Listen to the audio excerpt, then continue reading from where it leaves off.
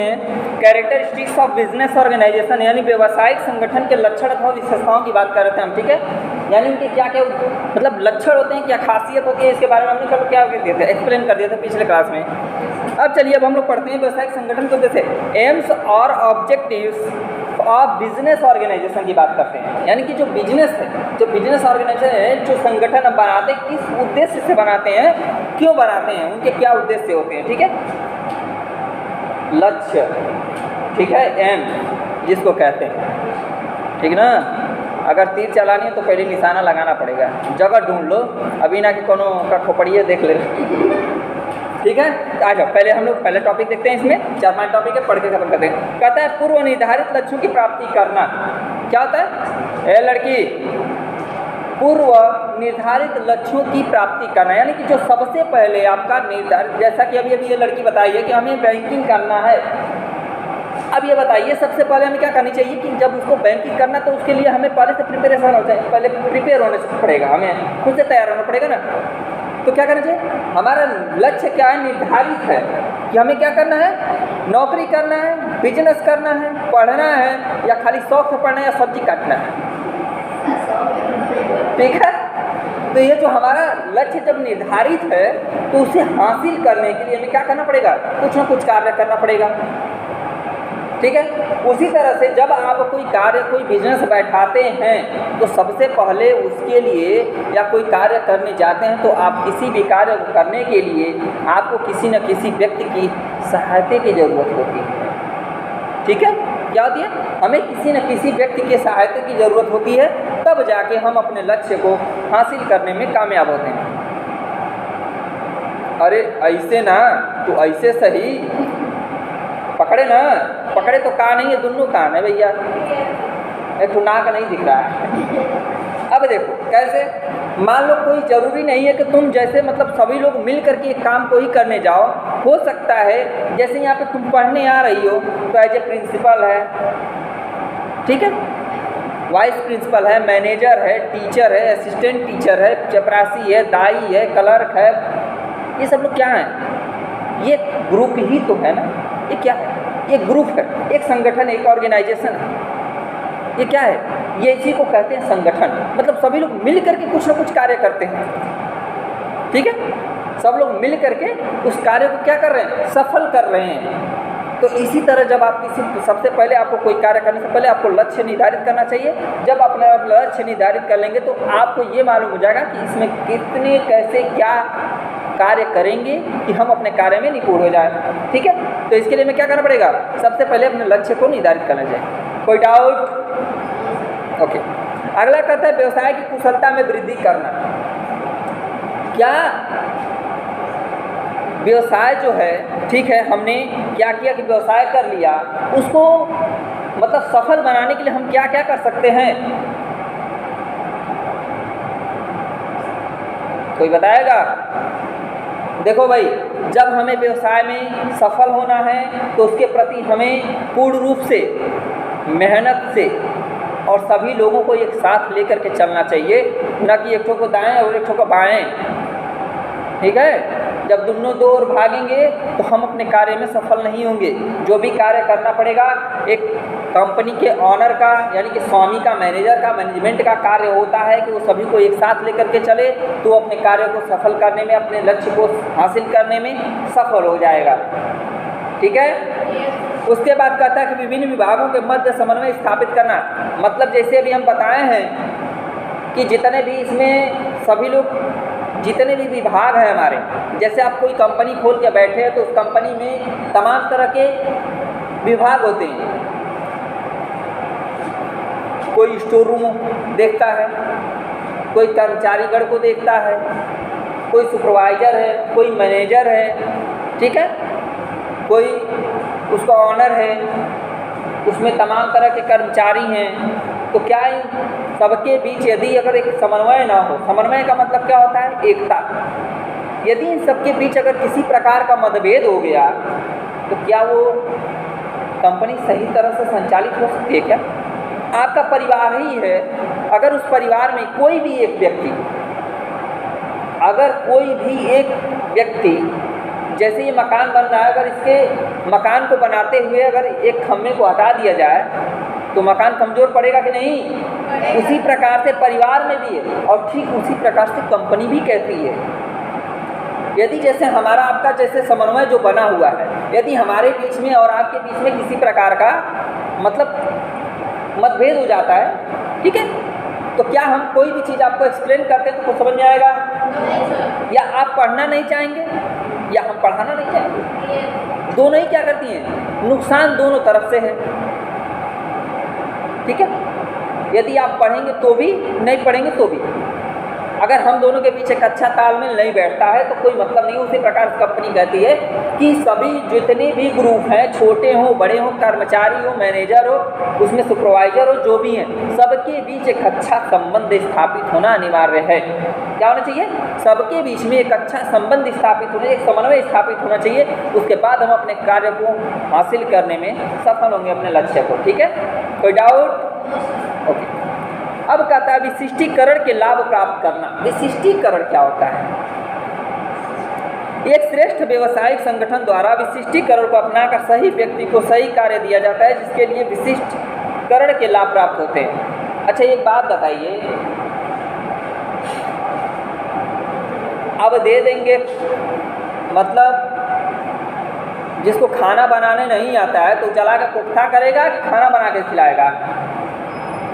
जहर बना के पिला देगा भाई, लेकिन खाना नहीं बना के खिलाएगा भाई। उसी प्रकार कहता है कि जो आपका कर्तव्य है, जितना आपको जानकारी है, आपके विशिष्ट, मतलब कहता है ना कि स्पेशलिस्ट, मतलब जिस कार्य में आप स्पेशलिस्ट हैं, जिस कार्य का आपका स्पेशलाइजेशन है आपके पास, आप उसी कार्यों को करिए।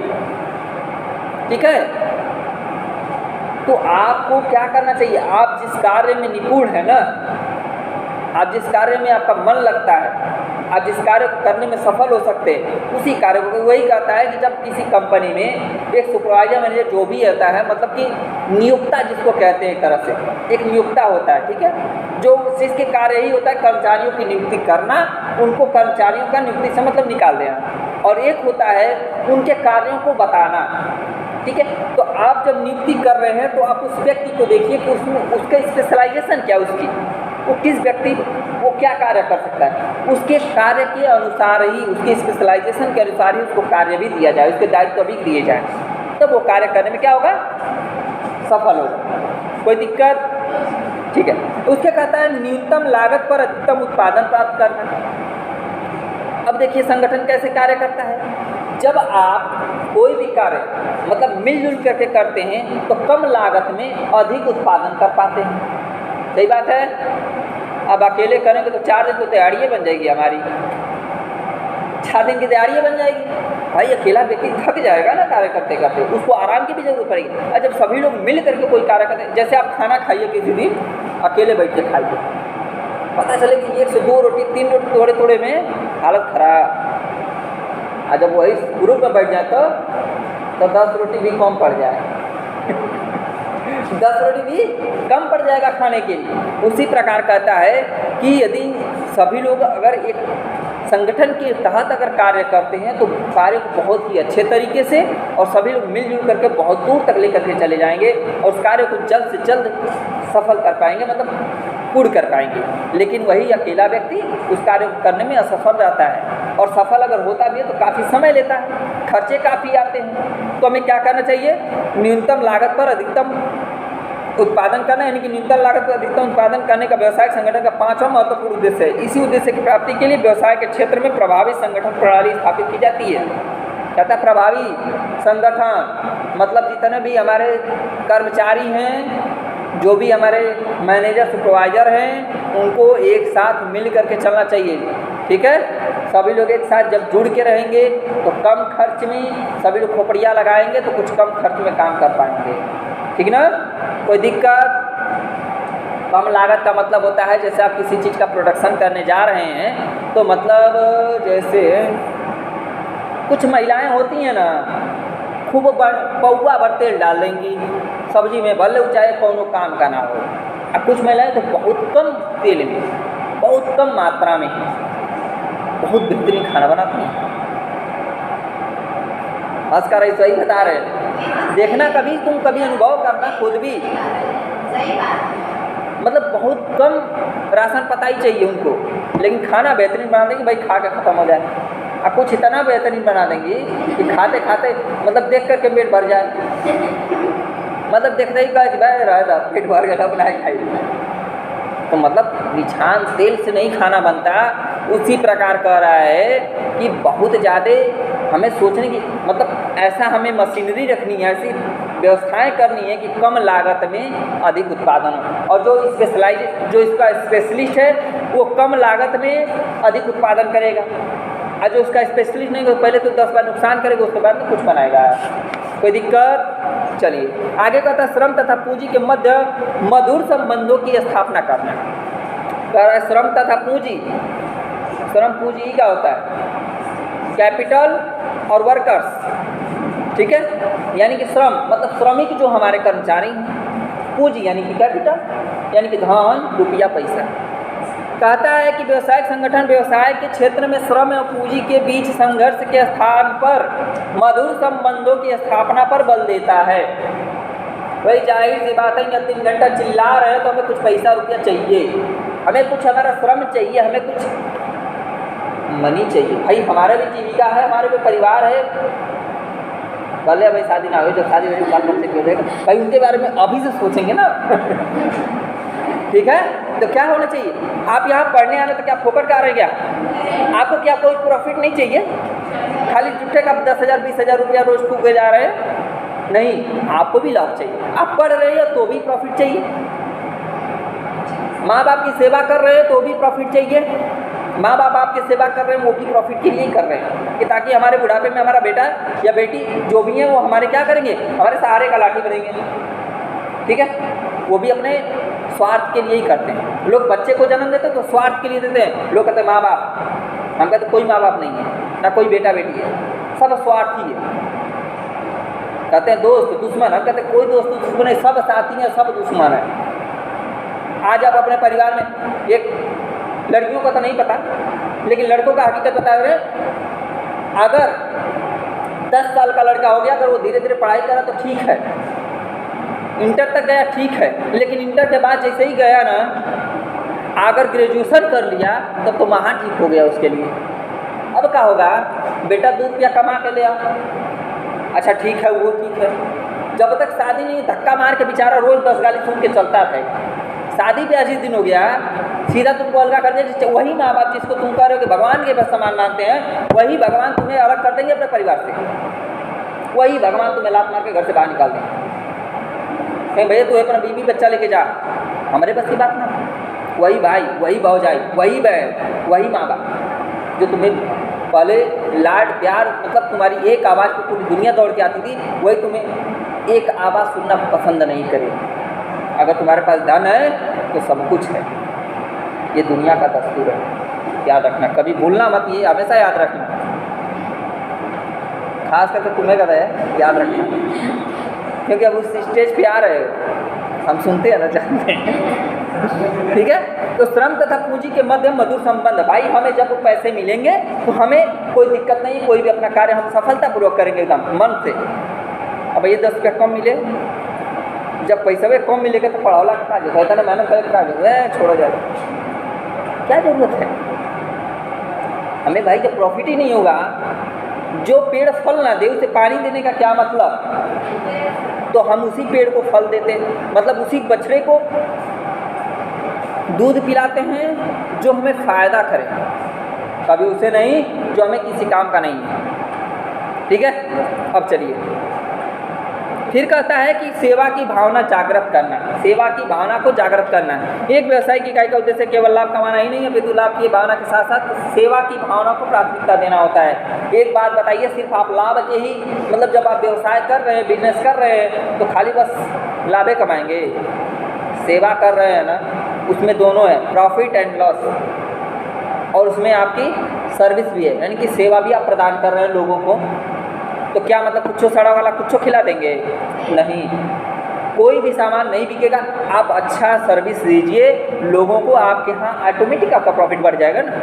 कुछ लोग होते हैं पता चला आपका महीना का सब्जी ला के खिला देते हैं, पता ना कैसे कितने कितने दिनों का कोई सामग्री ला के देते हैं, नुकसान करता है। लोगों को। क्या आपकी दुकान पर कोई जाना चाहेगा क्या? 4 दिन का जलेबी सड़ा के खिला के कोई खाएगा? नहीं। उसे अच्छी सर्विस प्रोवाइड करिए, ऑटोमेटिक आपका, हम कहते हैं 10 रुपया प्रॉफिट नहीं होगा, 8 रुपया होगा, लेकिन होगा रोज़ रोज़ होगा, डेली होगा। हम कहते हैं आप 100 रुपया केजी जलेबी बेच दीजिए, 100 रुपया केजी कोई भी मिठाई या कोई भी सामान बेचिए, ठीक है, 100 रुपये का 4 लोगों को बेचें, बेकार निकल गया, दोबारा आएगा क्या? नहीं। लेकिन वही चीज़ आप 80 रुपया या 100 रुपया से आप ऊपर भी बेचते हैं, आपका सामान यदि क्वालिटी है तो डेली लोग आएंगे। 80 रुपया केजी भी अगर बेचते हैं, 80 रुपये का भी अगर वो सामान बेचते हैं, 100 रुपया नहीं बेचे, 80 रुपये बेचे, लेकिन दिन भर में 4 लोगों को बेच रहा है, 80 रुपये में दिन भर में 10 लोगों को बेचे, तो प्रॉफिट ये होगा कि वो हो गया? आप जितना नुकसान किया उतना फ़ायदा भी तो हुआ आपको। कोई ज़रूरी नहीं होता कि हम बहुत हाई रेट से बेचेंगे तो बहुत फ़ायदा होगा। कभी एक बड़े बिजनेस करने वाले को देखेंगे, वो बहुत ज़्यादा रेट नहीं लगाता किसी सामान का, बहुत कम दाम लगाता है, क्योंकि वो जानता है यदि हम बहुत रेट लगाते हैं, दूसरे दुकान पे जाएगा, वहाँ पे अगर सस्ता मिले तो वहाँ पे जाने लगेगा, हमारा छोड़ दुकान, मतलब हमारा दुकान से हट जाएगा। तो क्या करेगा वो? पहले से अपना रेट क्या कम करके रखता है, क्योंकि रेट कम करके रखेगा लोग, कस्टमर ज़्यादा आएंगे। वही नहीं बल्कि आसपास के लोग, मतलब बाहरी लोग भी आने स्टार्ट हो जाते हैं, ठीक है। तो ये फ़ायदे होते हैं। अब आगे देखिए क्या कहता है समय तथा प्रयत्नों में वित्तीयता। समय और प्रयत्न, प्रयत्न का मतलब क्या होता है? कोशिश। क्या होता है? कोशिश। कहता है उत्पादन में मितव्ययिता के साथ साथ संगठनकर्ता समय एवं प्रयत्नों में भी मितव्ययिता करने का प्रयत्न करता है। यह तभी संभव है जबकि व्यावसायिक संस्था में श्रेष्ठतम संगठन प्रणाली हो एवं आधुनिक यंत्रों का उपयोग किया जाता है। कहता है कि उत्पादन में मितव्ययिता के साथ साथ संगठनकर्ता स्वयं समय एवं प्रयत्नों को भी मितव्ययिता करने का प्रयत्न करता है। देखिए किसी भी चीज़ का सदुपयोग, ठीक है, हमें क्या करना चाहिए? हर समय का सदुपयोग करना चाहिए। यदि आप समय का उपयोग कर रहे हैं, सदुपयोग कर रहे हैं, तो आप कभी जीवन में असफल होने से बहुत, मतलब हम ये नहीं कह सकते कि आप बिल्कुल असफल नहीं होंगे। भाई देखिए समय है, किस्मत है, आप असफल भी हो सकते हैं, सफल भी हो सकते हैं, ठीक है। लेकिन हमेशा हमें क्या करना चाहिए? समय का ध्यान रखना चाहिए। क्या करना चाहिए? हमें हमेशा समय का ध्यान रखते हुए किसी भी कार्य को करना चाहिए। किसी भी व्यवसाय में आप असफल नहीं होंगे जल्दी, ठीक है। फिर कहता प्रभावी नियंत्रण बनाए रखना।